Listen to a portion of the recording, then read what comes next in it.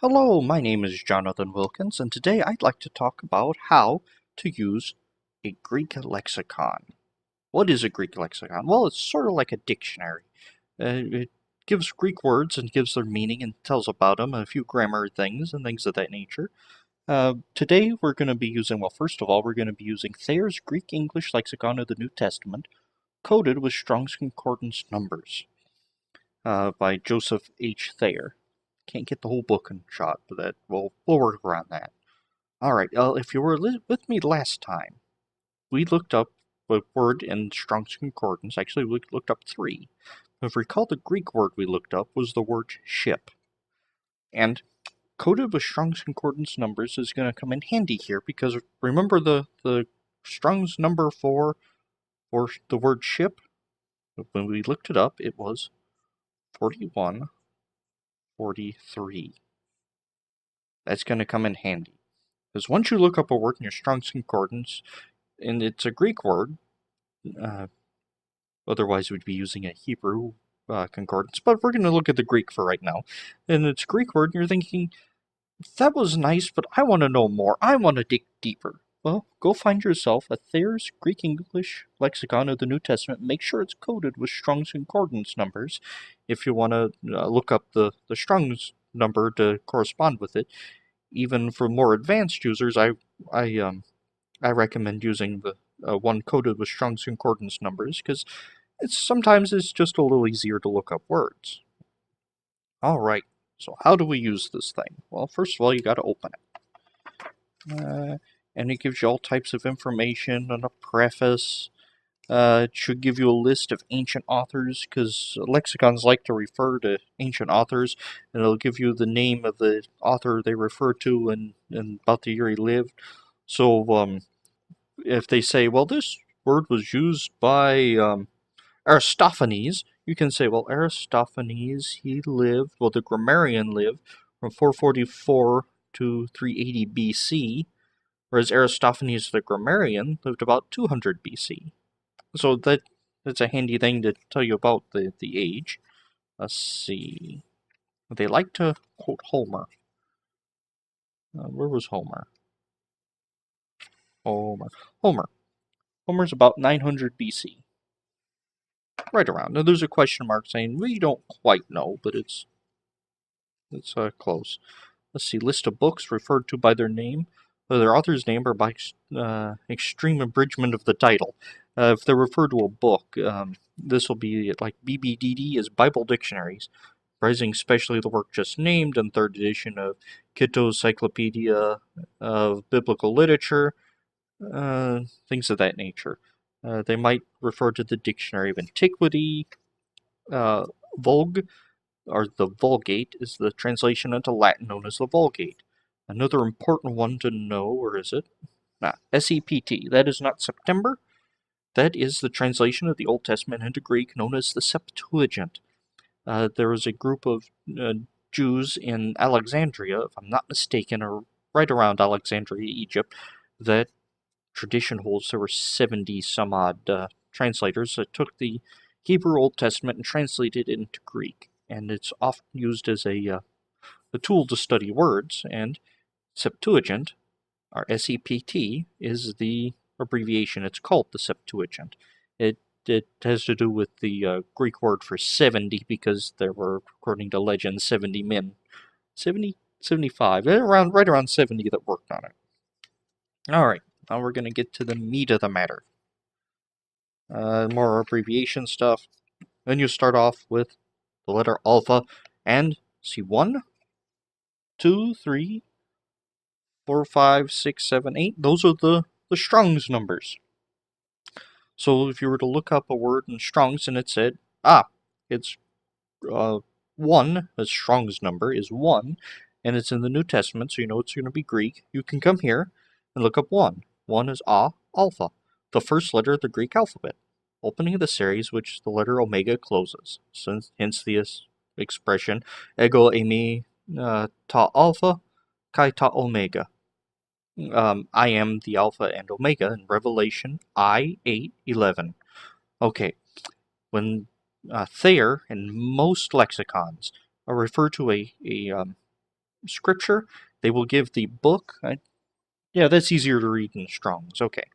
I was worried about the camera not being able to pick that up. It's going to be, might have to pause it and look at it, but it's easier in Strong's, the text bigger. But it gives the abbreviation of the book. It'll give chapters in Roman numerals most of the time, then verses in Arabic numerals, or the regular numbers we're used to. So that's Revelation I-8. So Revelation 1, chapter 1, verse 8, and verse 11, this phrase is used. Okay, let's see. What we came here to look up a word. What was it? It was our word for ship, ploion, if I recall, and it was Strong's number was 4143, because this particular lexicon is coded with Strong's numbers. We can go look up. So that's 1066.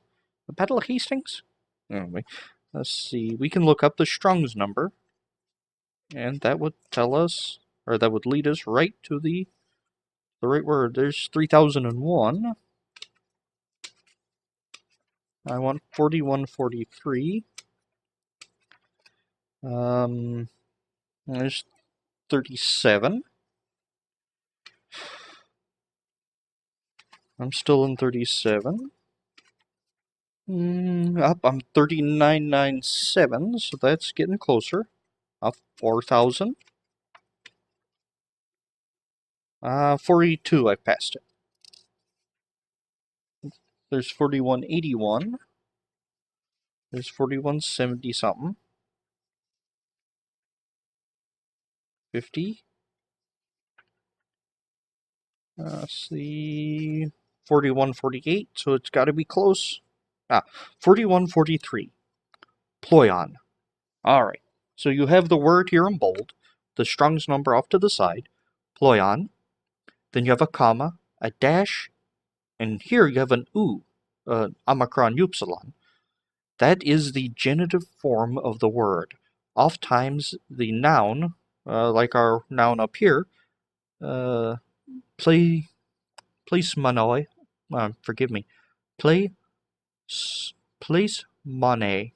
That's an unfamiliar word to me, so placemane is eta sigma, which is the feminine first declension, genitive form, and then an eta, which is the feminine definite article. Let's see. Repletion, satiety. Okay, so it's being satisfied from the word full. Okay. Yeah, but nouns will use the word. It will give its genitive ending and a article. The article tells you what gender it is. So, ploinon, u, ta. Ta is the neuter definite article, so ploion is a neuter noun. The u gives the genitive form. That comes in handy when you're looking up third declension nouns. Ta. Then you have some parentheses and pleo. Pleo is, it tells what the word's related to. It's related to pleo. So if you want to dive even deeper, you look up pleo. In fact, we'll probably do that here in a little bit. Let's see, from HDT down. HDT, I believe, is Herodotus, so from his time down. Sept, chiefly, then it gives a Hebrew word there that means a ship. So the Septuagint chiefly uses this word for the word ship, or to translate the Hebrew word for ship. Then it says it can be found in Matthew, IV 21 and 22, Mark, and all these. Often in the historical books of the New Testament. Let's see, BBDD, SV, ship. Okay. Sometimes these are a little hard to read, but you're going to look for, and typically it's going to be in italics, or there's going to be a number near it. Like, for example, over here you see the number 2, there's a number 1. The bold numbers will help point out the important parts. But here, ploion, a ship. Chiefly for that word. Then you see the comma. In italics, it says a ship. So, ploion means ship. Ta ploion would be the ship. Well, you get the idea. Alright, well, we want to dive deeper into ploion. We want to look up pleo. Well, what's the Strong's number for pleo? I don't know. If I don't know, then I guess I could go back to Strong's and try to figure out what it is, but it's easier if you know your Greek alphabet to look it up. With the concordance here. Let's see. So we want to look up pleo. So how do we spell it? P, lambda, epsilon, omega. Well, we have pli, eta, rho, omicron. So it's just like using a dictionary, except in a different language with a different alphabet. There it is. Pleo. Occasionally you'll find words in all caps, but under there, pleo. Pleo imperfect. First person plural is pleomen.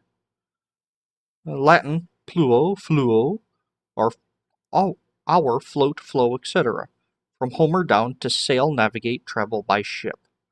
So pleo means to sail or to navigate by ship. Followed by a's, and sometimes it'll give you a specific usages. We'll see that in a little bit. Let's see. Poets, Now, we go back to pleo. You see pleo, but you don't see an oo or definite article behind it. Well, that's because it's a verb. And verbs don't have genitive forms or definite articles, so it just lists as pleo, and that is its lexical form, its present active first person singular form. So pleo is I sail, or I navigate, I travel by ship, usually I sail. Alright. Well, you say we look up another one before we move on to something a little different. Let's look up, my favorite Greek word, well, one of my favorite Greek words, karpos. Let's see, we need to, first of all, we need to know how to spell karpos. I believe it's kappa, alpha, rho, p, omicron, sigma. So we need to, first of all, we need to find some kappas. There's a beta, a delta, there's etas, thetas, iotas. Kappa comes after iota, so that means I'm getting close. Kappa. Oh, well, kappa. Yeah, kappa. And there's, I already need a kappa alpha. And now I need a rho, karpos. Kainos. There's cardia. So that's my rho, so I need a karpos. There's cot, so that means that's too far. Cot's too far. Cot is too far, but car does not, so it's got to be somewhere on this page. There it is. Karpos. Karpos. CF, I believe that compared to W, page 51. That's, you're going to have to go back to the abbreviations to figure out what that means. Karpu, karpa, karpus, the name of an unknown man. In 2 Timothy 4:13. That don't think's what I was looking for. Oh, there's another carp. That was a capital karpos. That was the name of a man. Karpos. And because it's a noun, it has its genitive form and an article. Now it's compared to the Latin carpo, or the AS, I'm assuming Anglo-Saxon, harvest, or harvest, and that is a gathering of crops. Then it says this feller in paragraph 42 refers to it. The Hebrew word is peri. Now from Homer down, it means fruit. Karpos is fruit. Then you see a number 1, properly the fruit of trees. Then it gives you some scripture references there. See, there was a 1, is there a 2? Yeah, 2 down here.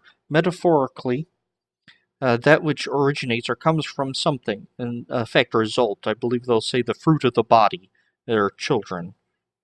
So, primarily, the root meaning of the word karpos is fruit, especially a fruit from a tree, but it could be a fruit of any sort or a result of anything. And that's real handy, and Thayer is an excellent lexicon, but it's not the one I use. I use one that's a little different, a little older. This is a Liddell and Scott. I believe this is an 1860 edition. I picked it up for $30. Best $30 I ever spent. Liddell and Scott, and later a man named Jones came along to edit it. And they are the Greek lexicographers. Now, some might pronounce it Liddell and Scott. Liddell or Liddell, I've heard it both ways. I'll probably say both of them at some point. Now, this Liddell, or Liddell, is the same Liddell who's the father of Alice Liddell, or Alice Liddell, who was the story Alice in Wonderland was based upon, or told to at least. Her father was a Greek grammarian, and this book has a little age to it. It's been repaired a couple times. When I got it, the cover fell off. Apparently it came from a library in Sandwich, New Hampshire. Let's see. And it has some age to it. But Liddell and Scott is the Greek lexicon. Now, it is not a New Testament lexicon. It is not a Koine Greek lexicon. It is a classical primarily, but they use the same vocabulary between classical and Koine, and it is the Greek lexicon. So we're going to look up our word karpos in Liddell and Scott. Come on. It can be just a little unwieldy sometimes. Let me make sure that's in frame, and we will look up karpos. We're looking for kappas, and the one downside is the print on this is tiny. Let's see. So you might have a hard time seeing it, but I still wanted to show you. Is that an iota, or is that something more off? Oh, it's an iota. So we're getting close. Cot. Or cocked. Ka. Let's see. Kal. Kalo. Come. We're looking for car. Copped. Car. Except we want karpos, not karn. Carp. Carpasi. Carpismoi. Or carpismos, forgive me. See. Carpod. Carpoda. Carpod. Carpala. Karpos. There it is in great big letters. Karpos. I don't know how well you can read that, but it says karpos. It's all in capital letters.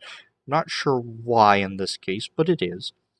And it has an u and a ha, so it's genitive form and it's definite article. Just about every Greek lexicon you look up a noun in, it'll use that. Use that convention. Has a capital A, which I can't remember. Probably Attic, which is another dialect of Greek. Fruit. Usually of trees, but also of the earth, though the latter is called in full karpos arures by Homer, who always uses the singular. And karpos dematros by HDT Herodias, I believe. One, and then it goes on and tells you how these Homer used it, and how Herodias used it. That looks like Pliny there. And he goes on and he gives you lots more information and how the ancients used it. But karpos, it means fruit, usually of trees, but also of the earth. Though when Homer uses it, he specifies it's not a karpos of a tree, but it's a karpos of the ground. So that's how we look up a word in Liddell and Scott. And doesn't matter what the word is, as long as you know how to spell it and you know your Greek alphabet fairly well, you can find it and look it up. All right. And if you're interested in acquiring a Liddell and Scott, I recommend the older ones. The older you can get, the better. I believe this was a second edition. The real old ones aren't real expensive. If you want a newest, most updated, most recent, they're going to cost you an arm and a leg. But the older ones aren't too bad. In fact, some of them have more information because as it's gotten older and bigger, they've reduced some of the articles, as I understand. I've not had the opportunity to evaluate a new edition, but I'll try to dig up where I found this one, and perhaps I'll put a link in the description if I can remember. So if you're interested, you can pick one up. All right. Hopefully you found that helpful, and I will see you next time.